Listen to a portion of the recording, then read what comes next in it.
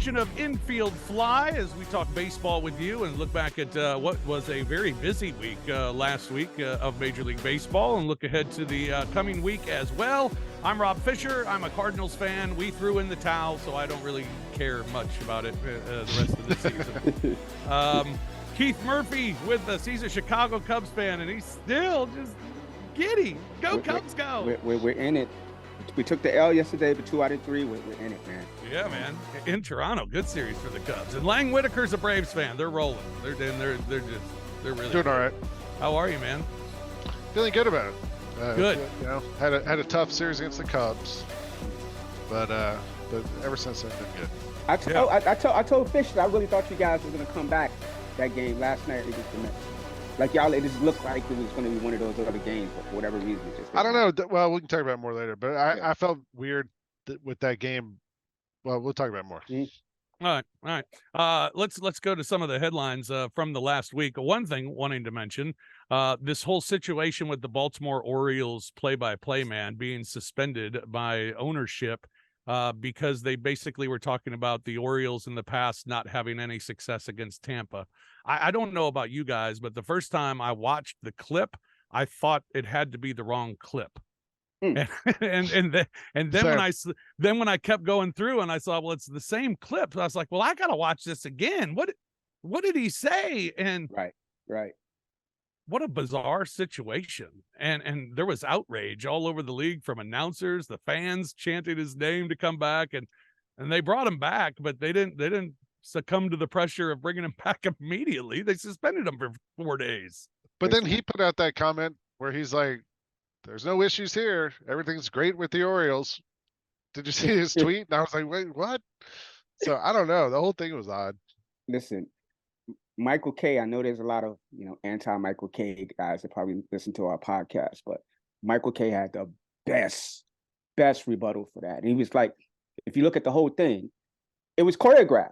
They had the bumper, with the bumper comes on and the music comes on and then the graphics come on while he's saying these things. The producers knew he was going to say it. Mm-hmm. They knew what was going to happen. It was part of the broadcast. So if he's the only one that's getting thrown on the bus for some BS too, it's BS. But you're not getting at the producers, you're not getting at the people in the truck. So the whole thing was just an organization that looks like it was just Tom Petty, straight up. I texted the Grizzlies TV producer and I sent him a text the day he was suspended. I said, if that happened to me, I would kick your ass for putting that graphic up behind me. You'd be the guy I would come after. And he started laughing. He was like, no kidding. It's funny, doing the Grizzlies games, twice it's happened where when Michael Heisley was the owner of the team, one time, the Grizzlies they really sucked early on. Mm-hmm. And he sent a message basically that said, because we used to do like walk-off interviews with the other team if they won, and I would do hits about the other team. He sent a message that said, if I hear one more thing about the other team again, somebody's getting fired. So I was like, all right. So we scrapped that. And then there was another time, there was another time that we were playing Toronto, and he was listening to the game, watching it on League Pass.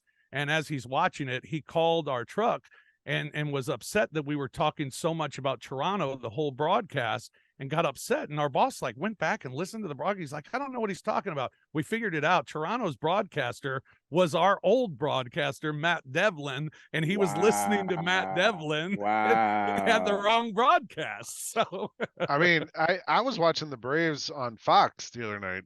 Saturday night, Braves Mets game was on Fox, and it was John Smoltz and Jason Benetti, who's the White Sox broadcaster during the season. Smoltz, Braves legend, and the whole time it was just the two of them talking. And Smoltz is hard to get a word in anyway. Like that dude he must get paid by the word. Like he just chatterbox. But the whole time it's just the two of them chatting, and then they start talking about it was almost like an alternate broadcast. It was like the two of them. It's like if you wanted to tune into a podcast with the two of them, that's basically what this was. I wanted to watch the Braves Mets game and hear them announce the game. And Ozzie Albies in the 8th inning, it's like, I think the score was 4-0. It was still within reach. Albies hit one almost out of the park, to the upper tier of the top deck in right field. He just ripped it. And Smoltz barely stopped talking. They were talking about OPS and stealing bases and the new rules. And he's like, oh, and there's a big home run by Albies. And look, if you're going to do that, I was like, are you kidding me? Like that was a huge, and it put the game out of reach. Like that was a big moment in the game. And like then like maybe 3 minutes later, they were like, oh, let's look at that home run again. And they showed a replay. So, I mean, look, baseball announcing, my son asked me the other day, Fish, you could weigh in on this. We were driving and he's like, what do you think is the hardest sport to commentate? No, he said the easiest one. And I said, you know, I would guess baseball or soccer is the easiest because you have so much time, right? Like there's dead time. And on soccer, like you don't have to announce, and Fish has done 901 FC games. Like you don't have to say every single pass, every single, you know, there's throw-ins and all that. Baseball to me is probably easy because after every play it resets. You know, there's a moment of action, stop, everyone get reset. And there's time to tell stories and you don't have to mention every single pitch. I get it. But football is probably somewhere in the middle. Basketball to me is super hard because it's so fast and it's like constantly. I've done radio games with the Grizzlies and it's like if you don't get your thought out immediately, it's over. It's done. Right. Yeah. So, I guess it's up to each individual person because me personally, I think baseball is the hardest because there's so much time that you have to story tell. You know, I mean, and it's not as bad as it was with the games being sped up the way that they are. Yeah. But there's still so much time, dead time, as you mentioned, that you have to fill. And so I think that'd be hard. To me, basketball and hockey were the two that I loved the most because it does go so fast that the game's over and you're almost like, what just happened? You kind of get lost. You kind of get lost in it. And so those are easier to me. But I think each individual, you know, if you're a good story, I'm not. If you're a really good storyteller, you know, I think baseball's, probably the easiest for you. But yeah, all right, interesting stuff. Michael Lorenzen threw a no-hitter this week. The 14th no-hitter in Phillies history, beating the Nationals. Third individual no-hitter this season, the fourth overall no-hitter. There was a combined no-hitter. Fifth pitcher in MLB history to throw a no-hitter in a home debut with a team. He and Donnie Cardwell of the 1960 Cubs are the only ones to do it since 1900. Three guys did it in the 18th century or in the 19th century. Jay Hughes. 18th century. Yeah, no, that would have been crazy. Like, that's ridiculous. Yeah. What, just during the American Revolution? Like, what are we doing? No. 19th century. Jay Hughes, Ed Cushman, and Bumpus Jones. Old Bumpus Jones. Another name. They had the best names in the back of the day, man. Them throwback names is crazy. That'd be a great name for a dog. Bumpus no question. A full name. I told you guys that Michael Lorenzen, he fit in with this Phillies team. He's grindy, and he goes out there and gets himself a no-hitter. I think it's pretty fascinating to have a new catcher, and he said that Realmuto called the entire game. Oh, wow. And to have a guy making his second start with the team and for the catcher to be on that page with him it's pretty remarkable. No, that's really impressive, man. I also liked he was wearing Vans cleats. Did you see that? Like he had on Vans. That's funny. I didn't even know Vans made cleats, but that was pretty cool. They do for him. Yeah. Lorenzen, when he was with Cincinnati, he had an unbelievable bat. He actually made 6 starts in center field for the Reds. Last player to throw a no-hitter after starting that many games as a non-pitcher was Bob Lemon. Threw a no-no in 1948. Wow. Yeah, played 12 games in center field in 1946. And it was the first Phillies no-hitter since Cole Hamels no-hit the Cubs in July of 2015. And Cole Hamels retired this week. Yeah, I saw that. And I said, he did. I thought that happened a while ago. How many Braves Fish, legend, Cole Fish, Hamels. you know how many games he's won, or isn't it in the ballpark like 100 or so? Because those guys, when they retire, they have these sneaky stats. Like they could be like 170. It's 163 wins. Yeah. It's like weird like that. Like these guys, to me, if you get to 200 these days, you should be in Hall of Fame. 163 and 122. Yeah.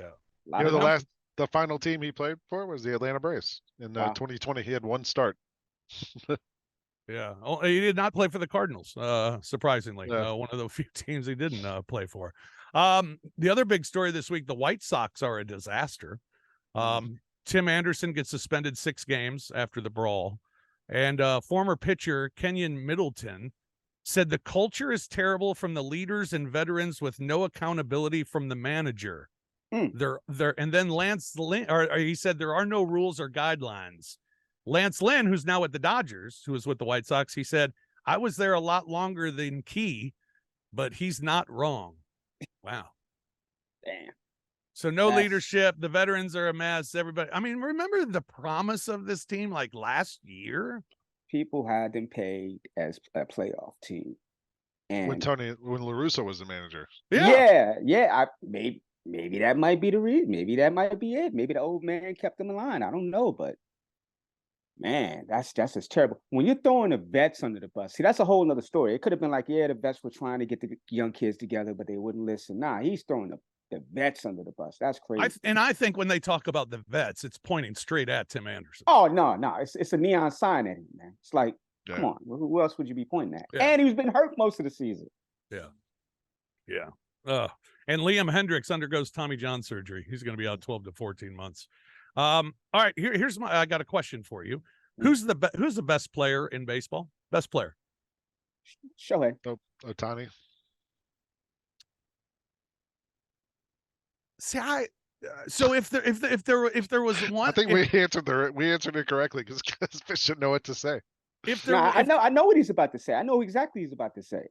And you know how I love Shohei. Yeah. I mean, I love Shohei Ohtani. If there was just one league MVP this year, is it Shohei? You can also make the case that they weren't good, right? That would be my argument against him. Was like, how valuable can he be to a team that doesn't win or make the playoffs? Right. I mean, that's the only hit you can have on him, right? That's the only hit you can have on at this point. Well, I think obviously I'm talking about Acuna. Yeah, I know what you're talking about. But I would look at it and I would think to myself, all right, Shohei gives me a little more power, not a lot more, a little more power, drives in more runs, but Acuna's in the leadoff spot, so he naturally is not going to drive in as many runs.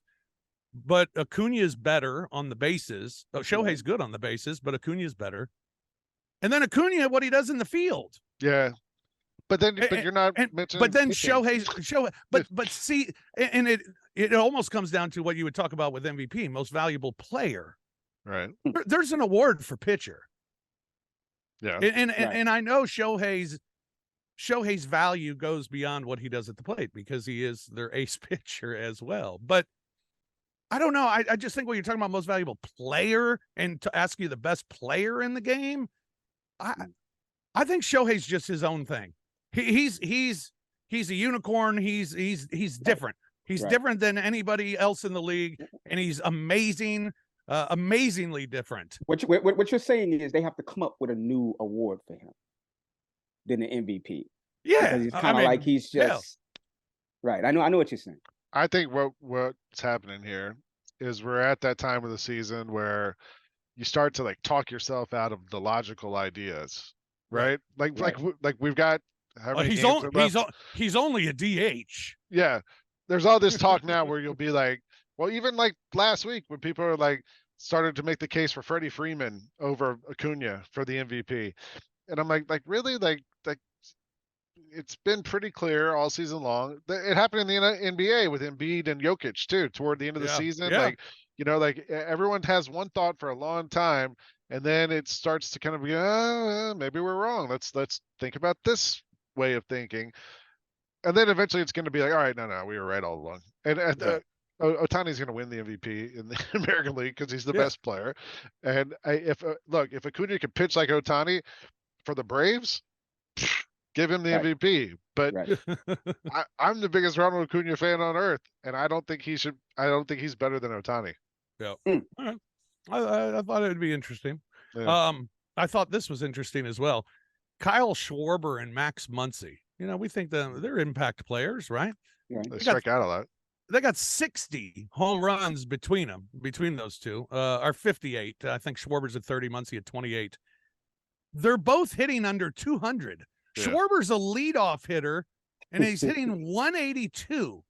Muncy's hitting 194. I mean, it's amazing to me what value has become in Right. Major League Baseball. Right. I mean, for dudes to have a leadoff hitter who's hitting under 200 is just unfathomable to me. It's the analytics game now, right? Now it's kind of like if you have a man on, do you care more about that than somebody hitting 300? Yeah. In some ways, I think. Yeah, but like Schwarber's one of those guys to me. He's so obvious when he comes to bat. He's either going to hit a home run or he's going to strike out. Yeah. There's really no in between. He's swinging as hard as he can every single pitch. And, you know, the opposite's a guy like Brandon Nimmo who just slaps away and just trying to, like, you know, figure out a way to get on base. But like Schwarber, you know what you're getting. Yep. Like, I mean, I bet you the Phillies are happy with him having. He's hitting 182. Yeah, but he's got. When is 182 acceptable? But they didn't get him to hit 300. They got his job's to hit the 30 home runs. Somebody else is Trey Turner is supposed to have the 300 batting average, or someone else, you know. Yeah. Crazy to me. Something else that's crazy to me, and I've been to games and haven't noticed this, and I don't know how long it's been going on, but I'm devastated by the news. Major League Baseball, before games, they don't do infield or outfield practice anymore. The Braves do. That's interesting. When you go around the horn and everything, they don't. Yeah. I know. No, they do. don't. What do you mean? Like when they're like before each pitch, they throw it ground balls to the infielders? No. Before the game. Before the whole game. Yeah. When the coach comes out and hits fungos to guys. Yeah, and... Ron Washington does it every game to the Braves infielders. Maybe that's why they're in first place. But yeah, Ron Washington has all these drills he does with the Braves infielders every single game. Like right. Oh wow. Yeah. Which is an amazing deal, and he's like known for that. Yeah. But like the infield practice where the coach hits the fungo out to the outfield, is like throw it to 2, throw it to 3. You mean like they don't work out as a team? Like right. Yeah, they don't do that anymore. Yeah. And I think that's kind of odd. And I think it's something that they should do because the fielding is so atrocious. You know what? You spoke Ron Washington, right? I think there is a television biopic that should be made about that guy. Now I'm not all BS aside. Like his story is so redemptive.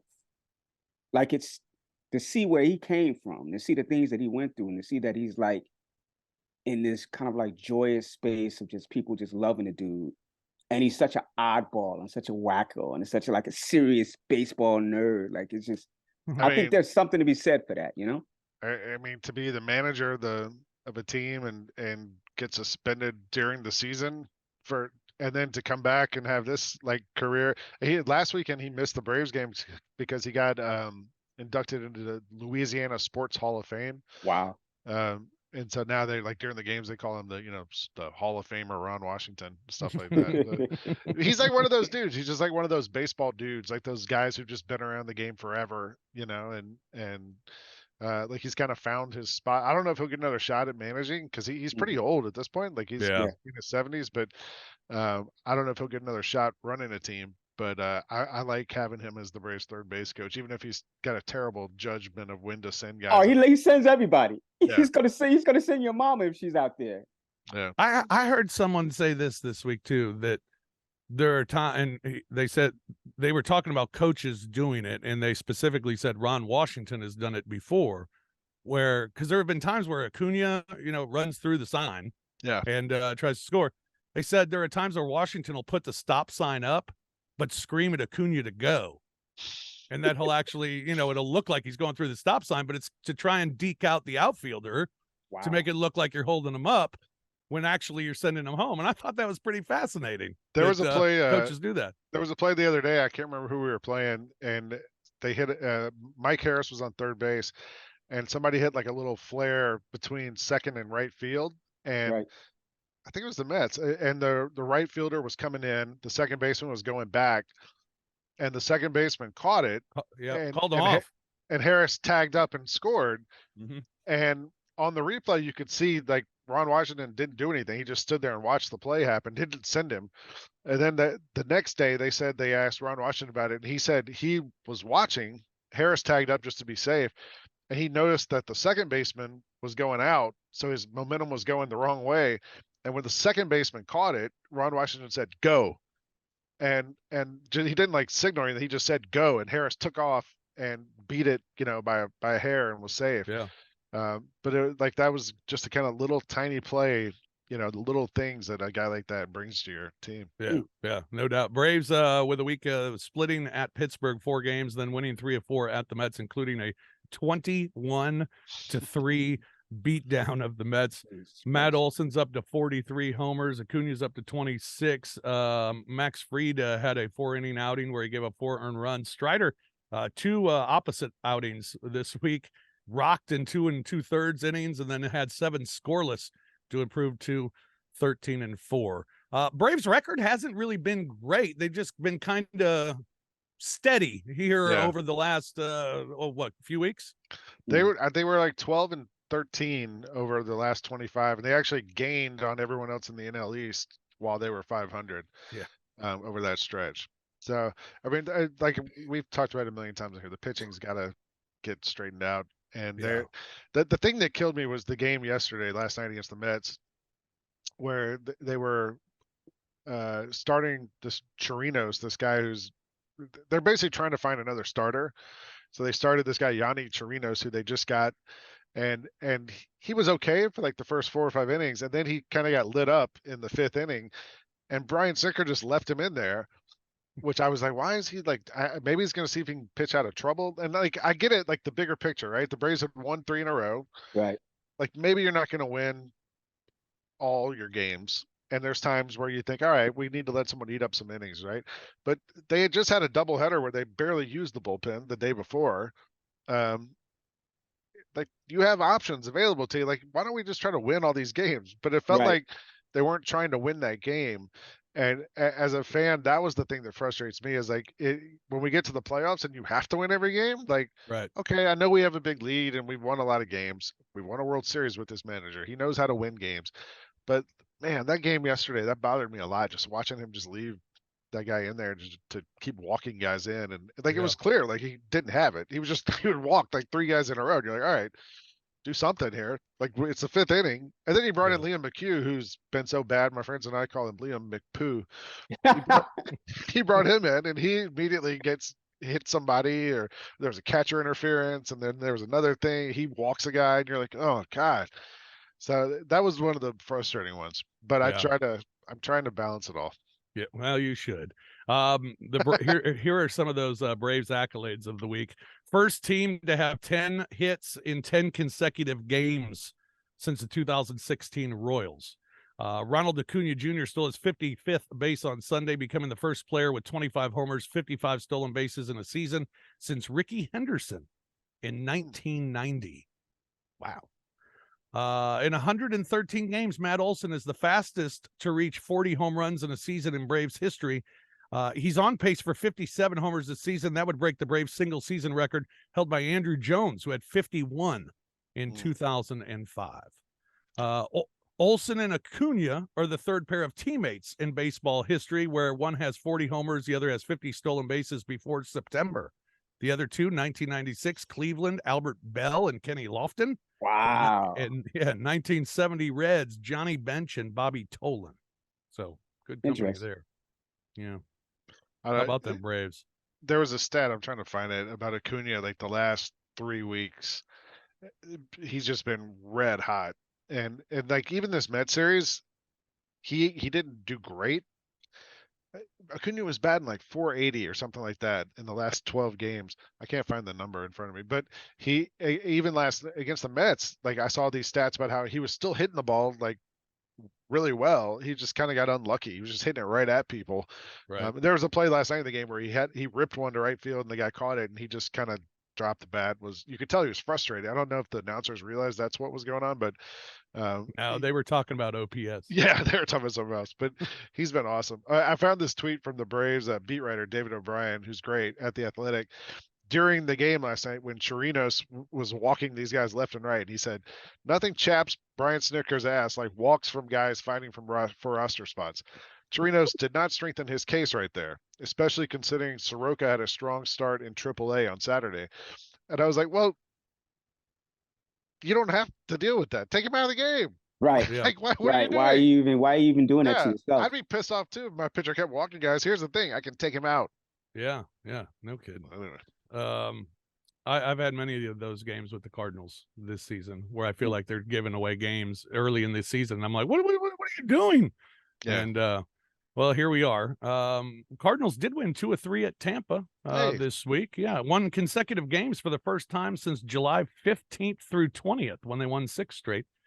Arenado hit his 24th homer. Matthew Liberatore, left-handed pitcher, 8 scoreless innings. Maybe he's your ace next season, huh?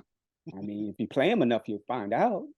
Yeah. Split 2 at Kansas City. I got my Waino jersey behind me. And I see it. It was it's just getting more sad as we go on. I thought that was actually Adam Wainwright behind you. Against Kansas City, the Royals, Adam Wainwright goes 1 inning, giving up 8 earned runs. It's brutal. Now, on the worst part is that it's earned too. Like it's not, there's not an error in there or something else. Yeah. No, all of them earned, just peppering, playing pepper with them. Steven Matz at least has gotten better. Remember, he started 0-7. He's now 4-7, and they've won his last 5 starts. So that's pretty impressive. Here's what makes me sick about the Cardinals this week. It's time for that segment. Here's what makes me sick about the Cardinals this week. We need a graphic. We need a graphic behind you with like a little bumper music, you know? The excuses being used, the headline in the St. Louis Post-Dispatch this week, the headline, would Cardinals 2023 have been different without the World Baseball Classic? The manager of the Cardinals, Ali Marmol, saying that because of all the players that played in the World Baseball Classic, they didn't have time to really gel as a team going into the season. Oh, that's some loser talk right there. And started talking about having a new catcher and that being one of the problems. And it's like, well, wait a second. Then the season started and you threw that same catcher under the bus. Yeah. Yep. All under the bus. And basically said he's no longer our catcher, a guy that you just signed as a free agent. And now you're blaming the World Baseball Classic. It would be one thing if you He's had been fine with Shohei. He's doing all right. Goldschmidt's doing fine. He's having a good season. Or if you had like an Edwin Diaz who blows out his knee or whatever in the World Baseball Classic. But Arenado didn't get hurt, did he? No, and he's been great. So I don't know the excuses that, because you talked about Acuna hitting into bad luck at times. I think the Cardinals truly believe that this season has just been unlucky. I think they believe that. And when I met Ali Marmol in Los Angeles, and I'll never forget it, and I forgot to look up the record since I met him, but it is terrible. But since I met, then the night that I met him, by the end of the night, he actually said, I can't wait to have that parade down Clark Street and say, and look at the people and say, what do you think of me now? And I was like, you think that's happening this year? That's what I wanted to say to him. Because I was like, that's crazy talk. But I think they truly believe it. And I think they truly believe it's just, breaks just haven't fallen for us this year. To blame the World Baseball Classic is ridiculous. Yeah, that's a little punk talk right there. Yeah. You can't do that. And the players don't respect that when they hear stuff like that. Come on, man. Just no. It's one of those seasons. It's a washout season. Every franchise has one. Just keep it moving, you know? When I was a kid, the Braves, Chuck Tanner was the manager for like a year, and he wasn't there very long. But they did there was a commercial with him that all the Braves were on TBS. And there was a commercial with Chuck Tanner saying, like, one day this team's going to win the World Series and we're going to have a parade down Peachtree Street. And then they finished in like last place that year and he got fired. But that was like, that became like a meme. It would have been a meme today. Right, today. You know? Yeah. All right, Murph, tell us about them Cubbies. Rough series in New York, losing 2 of 3 to the Mets after winning 6 straight series. But then going to Toronto, winning 2 of 3 is impressive. Just a half game out of that wild card spot right now.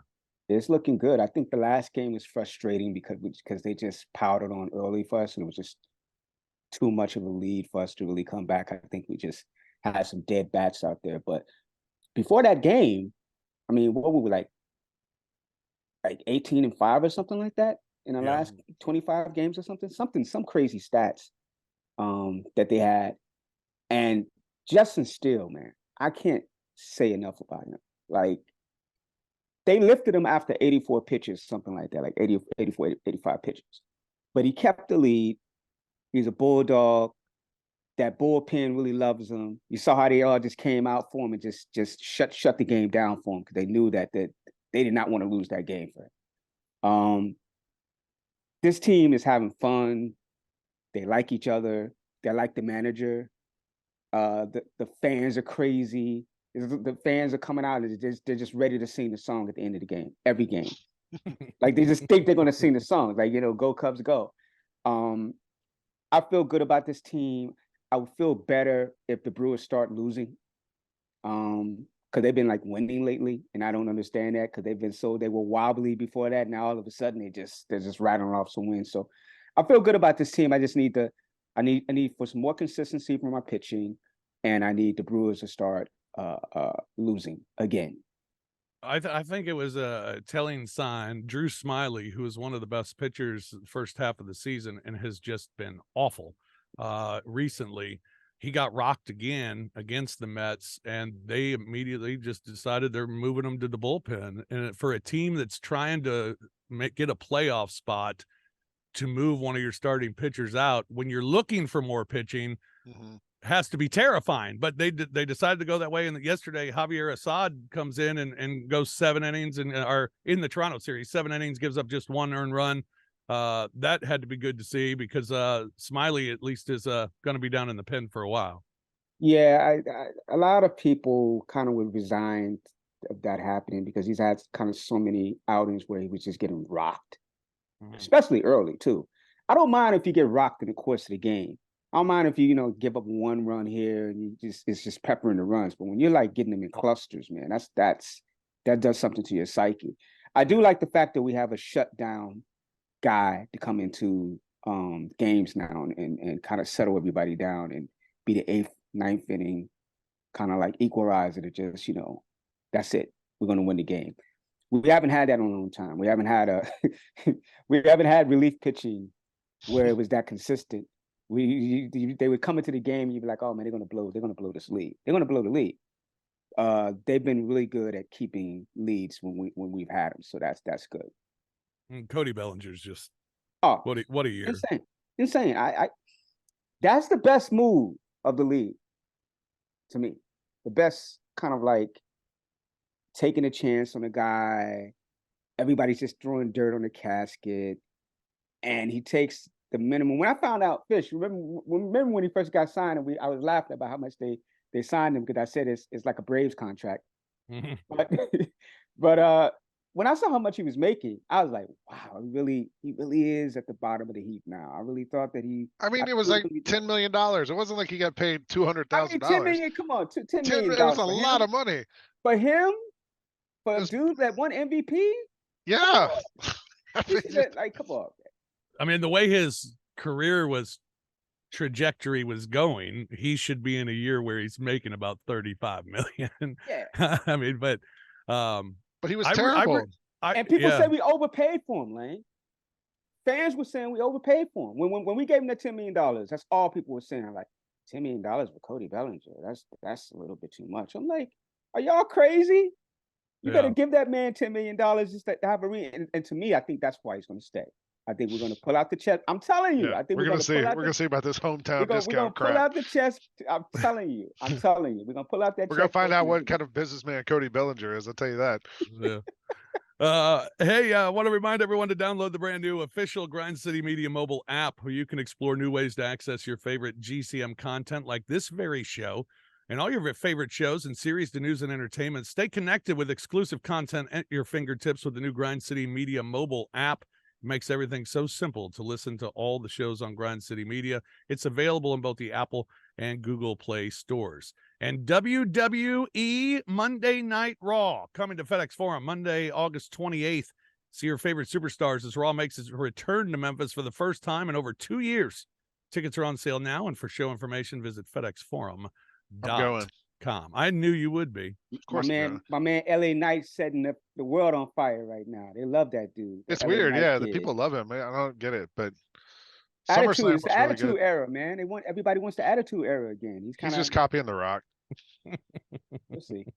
I don't know. The other, hey, speaking of that, did you guys see that clip going around this week of Harry Carey? I saw it on Twitter talking about when he came to Memphis when he hung out with Elvis.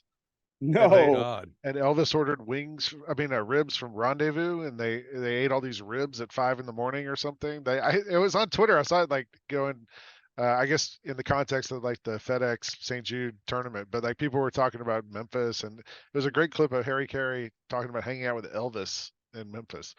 I would love to be in that conversation. Yeah. I would have loved. I'm not wouldn't be eating the wings because I don't mess with. I mean the ribs. I don't mess with it, but I would love to be there just to see that conversation. Yeah. All right. Some notes from around the league. The New York Mets. Pete Alonso had 4 home runs in the series against the Cubs. Joined Albert Pujols, Eddie Matthews, and Ralph Kiner as the only players in baseball history with at least 35 homers in 4 of their first 5 career seasons. The only season Alonso didn't reach 35 was the shortened 2020 COVID season when he had 16. That's pretty impressive. He's so good. He's so good. Yeah. He's on a bad team though. Mets are this is a great stat for the week for the Mets. The only team in the modern era to collect 7 or more hits, draw 9 or more walks in a 9-inning game, and not score a single run. So, congratulations to the Mets. Philadelphia, Bryce Harper hit 2 home runs this week. He had 2 in the previous 57 games. Wow. Yeah, he really hasn't gotten it going yet. Philadelphia is still leading the National League wild card, and they are 3 games clear, or 3.5 games clear of Cincinnati, who is on the outside looking in. Miami still has a wild card spot as well. Sandy Alcantara finally had a complete game, 1 earned run, 10 strikeouts to improve to 5-10 on the season. Most complete games since the start of 2022. Most complete games since the start of 2022. Alcantara has 9. Second is Framber Valdez of Houston. He's got 5. Interesting. And after that, the Boston Red Sox as a team have 5. That's it. So I thought she was gonna say like one of the Dodgers pitchers was gonna be in there somewhere. No, nobody does complete games. 9's unbelievable. That's crazy. For considering like other teams have 5 as a team, and right. That's significant to me. Yeah, and probably 6 of them were last year. When he was doing it regularly. In the National League Central, the Milwaukee Brewers, they still have the leading spot. They swept 3 games at the Chicago White Sox. Cincinnati is on their heels. Ellie De La Cruz hit his 10th home run after they won 2 of 3 at Pittsburgh. In the West, Dodgers, they swept 2 at Arizona, swept 4 against Colorado. Kershaw returned, went 5 innings, gave up just a run. Lance Lynn got another win. Urias wins his 10th game. They're 12-1 in August, and they've won 8 straight. They are watching them now. They are the team you expected them to be. They're a machine. That they're loaded and everybody's contributing, and the big names are doing what they're supposed to do, and the other guys are just kind of pitching in. I still like the Braves lineup a lot better than the Dodgers from 1 through 9. But Mookie's amazing right now. Freddie's been incredible this season, and so the Dodgers look like they look like the contender that they're supposed to be. Yeah. I like their pitching better than the Braves, and I like the Braves. I like the Braves hitting better than the Dodgers. Normally in the postseason it comes down to pitching, which is not good if you're the Braves. Yeah. The San Diego Padres, they were swept 2 games in Seattle. Then they lost 2 of 3 at Arizona. They've lost 6 of their last 7 games, and they had their 4th team meeting of the season. As everyone likes to say, good teams play. Good teams play. Right. Bad teams have team meetings. And the Padres have had 4 of them. They are a mess. What a disaster that is. Are they gonna blow up that team after the season? Like, do you think they're just gonna start just getting rid of guys that you just never thought they were gonna get rid of? I mean, I just to rebuild. I don't know. At this point, it's just weird to me that they're a stacked lineup, man. That team should not be losing. I'm trying to think of who are your franchise guys out of the group of guys. I mean, Tatis won, right? And then Machado too? Yeah. Although Machado seems more reliable than Tatis. Just, he doesn't break his arm riding a motorcycle or get bacterial infections and stuff. But I also feel like, you know what they'll do is they'll just fire the manager. Yeah, that's a cop out though. I know, It's- but that's it's- what they'll it's do. the I mean, team. it's a lot easier than firing 7 players who are making 25 million a year or whatever it is. Yeah, no kidding. But they are certainly a mess. In the American League, the Yankees, they're not doing very well. Aaron Judge did hit his 22nd home run of the season. Toronto split 4 at Cleveland. Alec Manoah lost his last outing, lost to Noah Syndergaard. Ugh. Tampa, Whenever you lose to Noah Syndergaard, it's an ill. yeah, that's not good. Tampa lost 2 of 3 to the Cardinals. Jose Siri did hit a couple of home runs, and Wander Franco hit his 16th. Then they won 2 of 3 against Cleveland. Franco hit a walk-off for his 17th, but Zach Eflin fell to 12-7 on the year. He started the year 12-2. And their pitcher, Shane McClanahan, done for the season. He becomes the 5th starter down for the Rays. You understand that, right, Lang? Oh yeah, that's tough. Jeez. Franco had a day off Sunday. I don't know if you guys saw. Oh, we'll get to that in a minute. We really definitely get to that. It's terrible. Yeah, we'll get to that. It's weird. Chris Sale returned for Boston again. 4 2/3 innings, 2 earned runs, 7 strikeouts. Did retire the first 14 batters that he faced. Dallas Keuchel, we talked about it last week. He's back in the league for Minnesota, and he got rocked in his outing against Philadelphia. Yeah. Joey Gallo hit his 19th and 20th home runs. Miguel Cabrera. Have you seen Miguel Cabrera No. highlights or anything? I have from not this season? seen it. I haven't seen No, it. he This got is a his hit- farewell tour, right? It's Farewell? very farewell tour. I mean, Gotcha. the time it takes him to get to first base and then wave to everybody. It's like, oh my God, how's this guy still playing? But he's actually hitting okay, so I guess I shouldn't knock it. But he moved past Tony Gwynn and Robin Yount this week into sole possession of 19th all-time on the baseball hits list with Wow. 31-43. Next up, Paul Wainer, who had 31-52 Who? in his career. Paul Wainer I heard of. had 31-52. That's who Miggy I mean, will catch. soon as Miggy gets back into the dugout, they're gonna have this Hall of Fame bus ready for him. You know, he's Oh, yeah. a little thing. He's just surefire. No doubt. In the American League West, Houston, they won 2 of 3 at Baltimore and 2 of 3 against the Angels. Texas, meanwhile, won 2 of 3 at Oakland and 2 of 3 at San Francisco. Max Scherzer has 15 strikeouts and a 2.77 ERA and 2 starts for the Rangers. Second pitcher in team history with 15 strikeouts and an ERA below 3 in their first 2 appearances with the team. The other was 42-year-old Nolan Ryan in 1989. How about that? Schwarber should have been the guy that you guys should have went for. Lane, you should have made a move for him. I know you don't like that dude, but he can pitch his ass off. Yeah. I was thinking that you always hear about guys being like a team trades for a guy and they're like, oh, he fit right in the clubhouse. Right. And they always hear like the Braves guys, you always hear, oh, so they went out and made a trade for this guy, that guy, and he fit just a great clubhouse fit. It's like who are the guys who don't fit in the clubhouse? Right. Like maybe a Scherzer. Who's trading for that guy? Yeah, like who are the non-fits in the clubhouse? Yeah. I'd like to know. I'd like to know who the Braves who didn't fit in the clubhouse the last few years and they were like sent away and we were given another excuse, some other reason that just couldn't really get his swing going or whatever. Like maybe there were guys who they let go in free agency or whatever, and maybe they were non-clubhouse fits. Shohei got his 10th win this week. He also hit his 41st home run of the season, but he's skipping his next start with arm fatigue.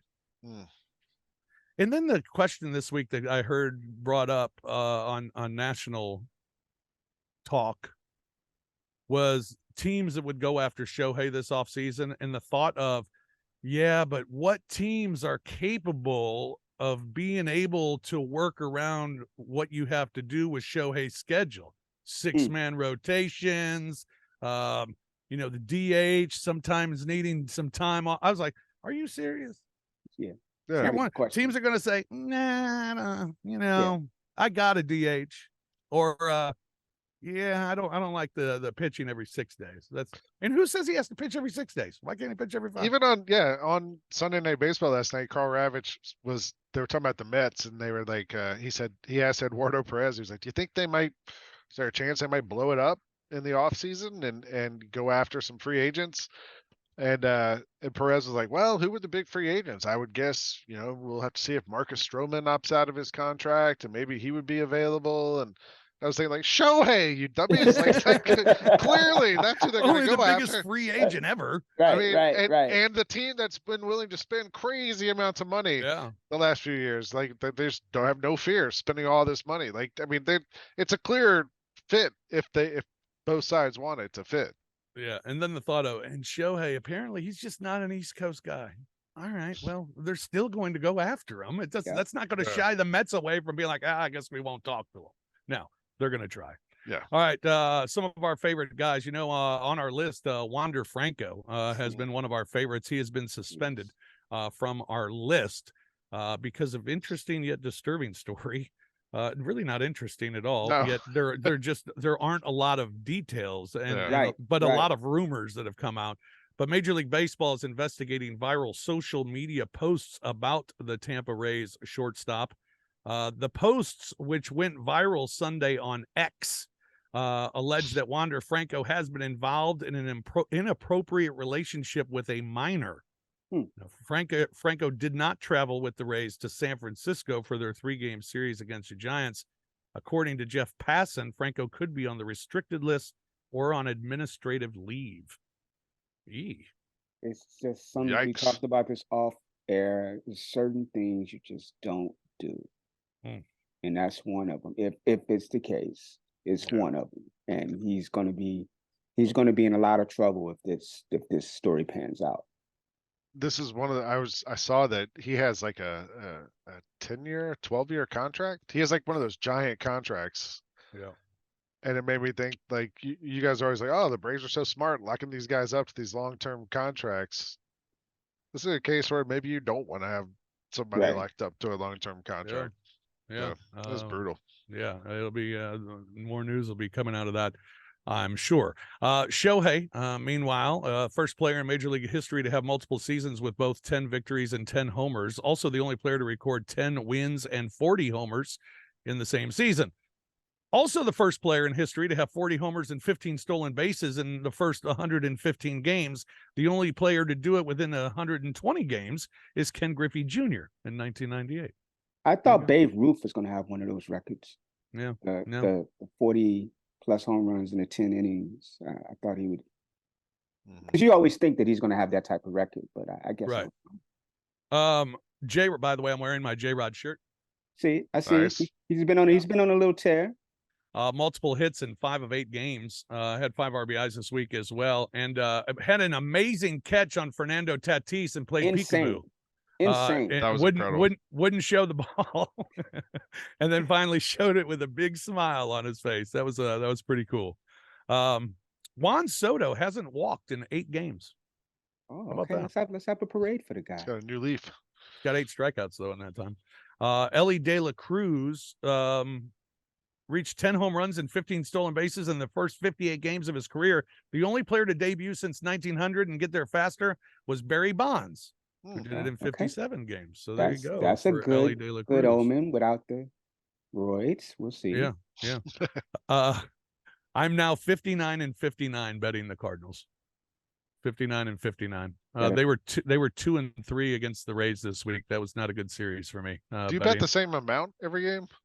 Yes. Oh, sometimes a little more. Because I was gonna say, like, what if we tracked it instead of 59-59 by like plus my minus? money? Yeah. Yeah. I don't know. That would be a lot of math. Yeah, a lot of work that I'd have to do, and just not interested. I don't blame you. Cardinals this week. Good week for the Cardinals. They got the A's for 3 games at home, and then they have the Mets for 4 games at home. So a couple of last place teams. It'll be a week of last place teams. Cardinals, A's, and Mets. The weird thing with the Mets is like, just having watched the Braves play them, like they still have a lot of good hitters in the lineup. Yes. They still have Alonso. They still have Vogelbach can hit. Lindor's playing. Like they still have good players. Nimmo. Yeah. I like the pitching's bad, but they can turn up every once in a while if you, and they're actually pretty good at walking. They lead. I think they're one of the major league leaders in drawing walks. Right. Like they're not terrible, but they've just Yeah. been playing terrible. Braves got the Yankees. That's fun. Yeah, that'll be That's fun. 3 games against the Yankees at home, and then 3 at home against San Francisco, a team fighting for a playoff spot. Cubbies, you got 2 with the White Sox. Yes. They're a disaster, Murph. A disaster. You just got to put them to sleep. And then you got 3 against the Royals. I mean, you just got to take care of business against the Royals. I want at least 5 games. 5 games out of those games. 5 games. Just. Well, that's 5 games, so that's a perfect 5-0, Murph. Yeah, Is that what you're calling? I want 5. All right. Okay. Can't win them Tampa. all. Let's Tampa win it all is against those terrible teams. How about that? Yeah. No kidding. Tampa at San Francisco for 3. Houston is in Miami for 3. A couple of wild card teams there. Philadelphia at Toronto for a couple. Milwaukee will visit the Dodgers for 3. 2 first place teams. That's going to be a good series. Yeah. Boston at the Yankees this weekend, always entertaining, and Milwaukee at Texas. A couple of first place teams again. So a tough week for the Brewers as they go to the Dodgers and to the Rangers, trying to hold on to that top spot in the National League Central. All right, fellas, that's going to do it for us this week. Thank you very much for joining us, and enjoy the baseball this week as we get closer to September and September call-ups. Yeah, September call-ups. Look forward for Cardinals. Big year for the September call-ups for the Cardinals. It's going to be great. That's going to do it for us today. For Keith Murphy, for Lang Whitaker, I'm Rob Fisher. Thanks for joining us here on Infield Fly on Grind City Media.